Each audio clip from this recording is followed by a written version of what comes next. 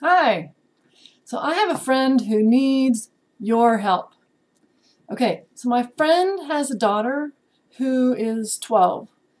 She's disabled.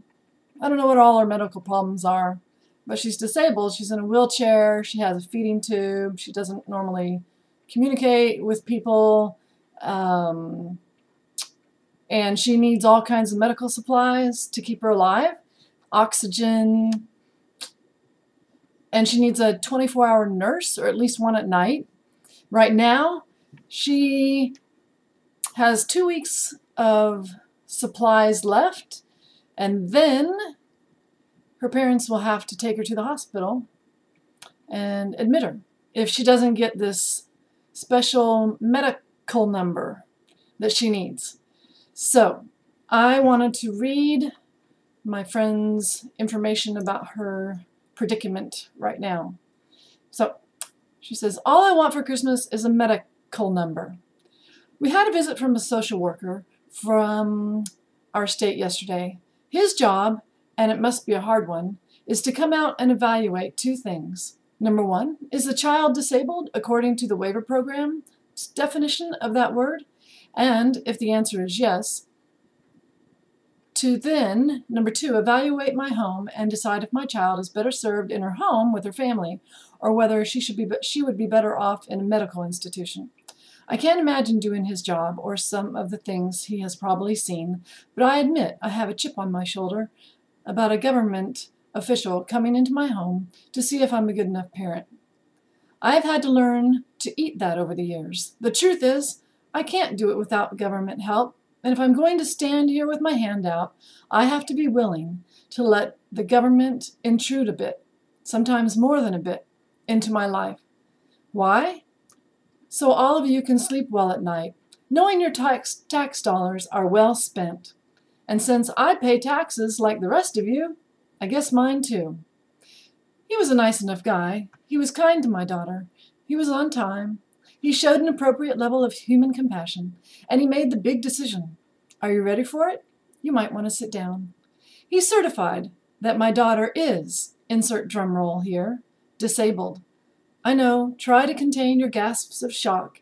Yes, this state now agrees with the other states, every doctor or medical professional who has come within 100 yards of her, and even the federal government. It might be the only area where this state and the current occupant of the executive branch agree. But there it is, a unanimous decision with little muss or fuss.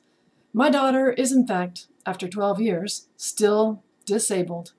I thought this would mean actual progress in our ability to return to a somewhat normal life. But, once again, for the second time this week, I was told that the state is backlogged and we would need to wait our turn, and that it would likely be another 30 days. I tried not to cry with the guy sitting in my rented temporary living room, mostly because I would scare my daughter, who was sitting right next to me. I didn't, however, hold back from telling him what the 30 days really looks like for her and for our family. And since some people have asked and seem confused why this medical number is so important, I thought I would try and explain it. Most anyone who has had any contact with my daughter knows she doesn't travel light.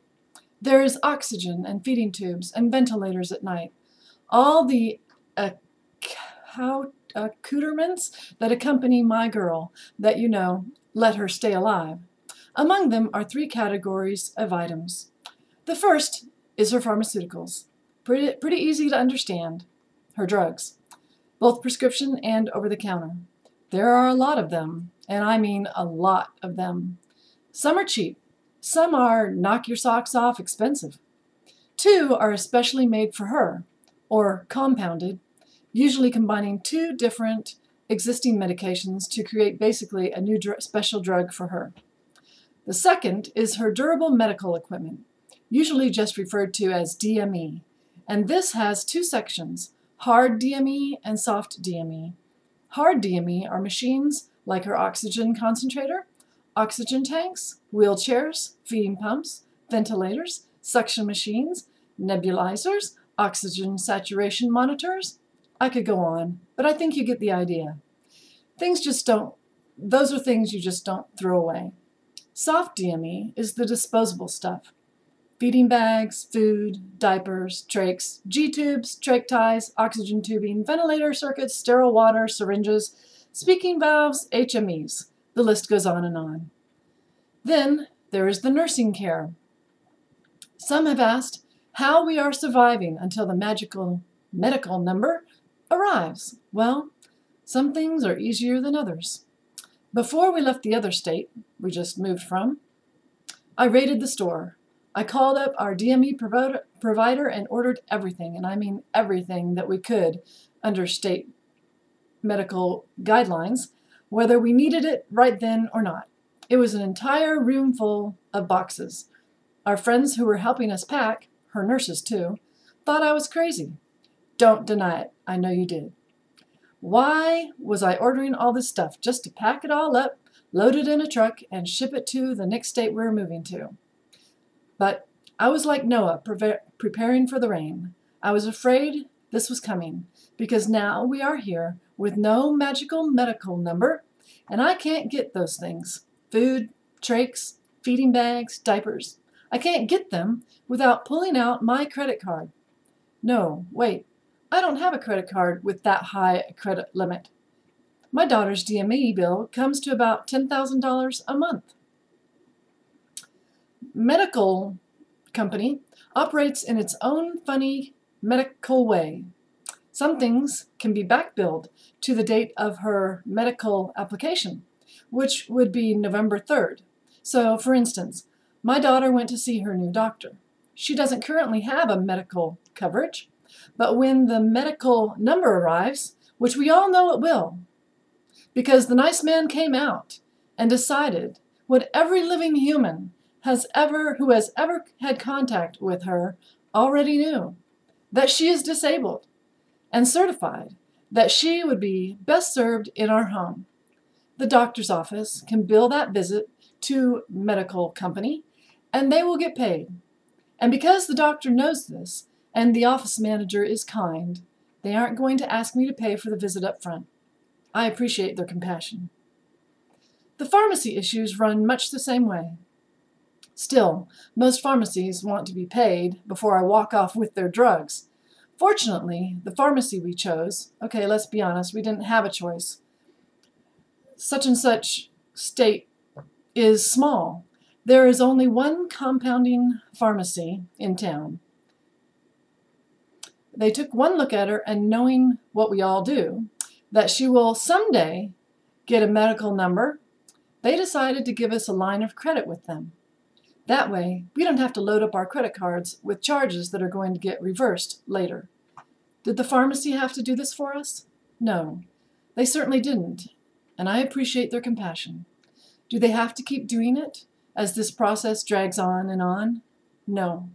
They can also ask to be paid at any time. How would I pay that massive debt I have accumulated? Yeah, I don't know. Before we got here, I spent days, literally 10 hours a day, 8 to 10 hours a day, trying to sort out the mess that was transferring my daughter's oxygen and ventilator, etc., to this new state.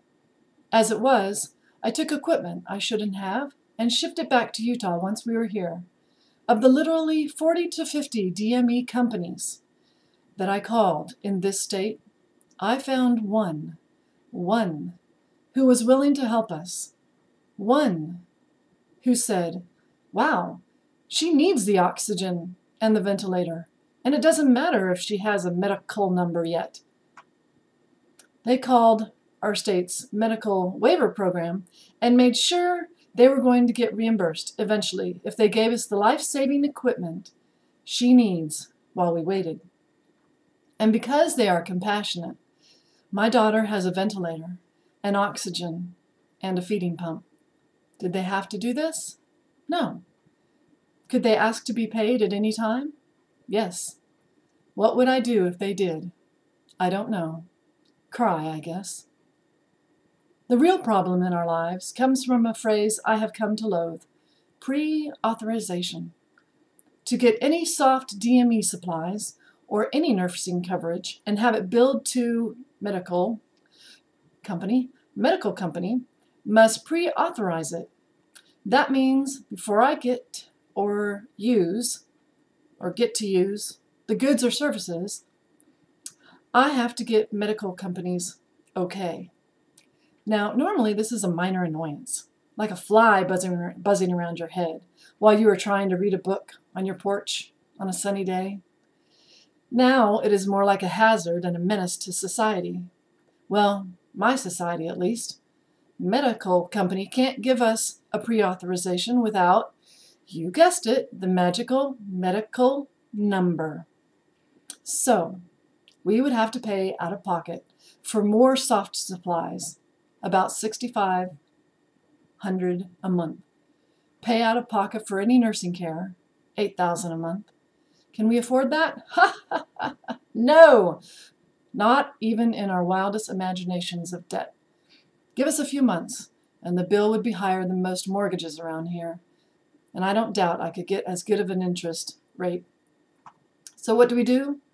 For now, we live off my stash of trucked stuff from the previous state we're in, supplies. Not looking so crazy now, am I? We use feeding bags and ventilator circuits longer than they were meant to be used. I'm a hoarder. It's not pretty. But still, there are some things you just can't really cut back on. Food. We have about 2 weeks, and then we run out. Diapers, those too. I wish these were the go-to store type diapers. They aren't. Could I try sending our dinner through a blender and sending it through her G-tube? No. It doesn't work like that. So what happens in 2 weeks? I don't know. Let's forget that no adult in our home, or maybe I don't know if she's trying to say let's not forget, that no adult in our home has had a good night's sleep in a month. She is saying let's forget. Let's ignore the fact that we are so tired that we are double-checking each other when we draw up medications to keep us from making a potentially fatal dosing error with narcotics. We are running out of time. Eventually, we hit a wall where we simply can't take care of her. Then, yes, she gets driven to the hospital, and we ask them to admit her. Because let's face it, my daughter, on her best day, is sick enough to be in a hospital. There they will have what she needs, and you know what? They will get reimbursed by this medical company whenever they get around to getting her a number. Of course it's winter. That means hospitals are more full, and she is likely to come down with something. Well, that would likely require her to be in a hospital. Then there's the fact that the hospital is 50 minutes away from us. It's not a good option. But what else is there to do? And even if she were there, she would still be waiting her turn for her magic number. Other things that require the magic number. The city's school district has informed us that they do not have an appropriate nursing staff to allow her to attend, and that she needs to receive her nursing staff through an agency. Yep, for that, she needs pre-authorization. Also, oxygen at school. Can't happen without a number. And since we aren't a fan of her turning blue in a classroom, that means no school, no friends, no typical interaction with peers, no physical therapy, speech therapy, no occupational therapy without the magic number. No specialists will see her until she has a number. They won't even make an appointment until she has her number. No neurologist, urologist, ENT, dentist. If she wants to see them, she'll have to be inpatient at the hospital. So, if the man came and said she was disabled, what is the holdup? Well, the waiver is the waiver, and it is separate from regular medical company. But the waiver can't do anything until regular medical company makes a ruling on her case. And it doesn't even matter what they decide. If they say she's eligible for medical company, great. She gets medical company insurance, plus the waiver services. If they say she isn't, fine. the waiver kicks in and gives her her medical insurance anyway. So, what is the holdup? Medical company asked us for all sorts of documents. Birth certificates, 6 months worth of bank statements, even the kids' piddly little savings accounts, car titles, blue book values, proof of residency. If anyone actually believes the government is running around giving medical insurance out like candy to illegals, well, I've got a reality check for you. The list was extensive, and I gave it all to them. Everything they asked for. 327 pages of what they asked for, to be precise. And they have now had it for 19 days. No one has looked at it. No one has entered any of it. Not one page of it into the computer system. It's just sitting somewhere, waiting its turn, I guess. So we wait until the clock strikes and we are out of time. And then, well, we jump off that bridge when we get to it, I guess. So while you're making out Christmas lists and singing carols and praying for world peace, all of which are great, know that I want one thing for Christmas. I want to wake up and have what my daughter needs. And for that, I need Santa to stuff my stocking with a medical number. So that is my friend's information about her daughter. Hopefully, someone can help her and her family get the medical number she needs so that her daughter will have a home to stay in, her own home to stay in, and have the supplies there that she needs. And so that her parents can finally get some sleep, because right now they're up 24/7 pretty much, except for maybe a little sleep here and there while they have to take care of their daughter at night. So I hope this helps. Bye.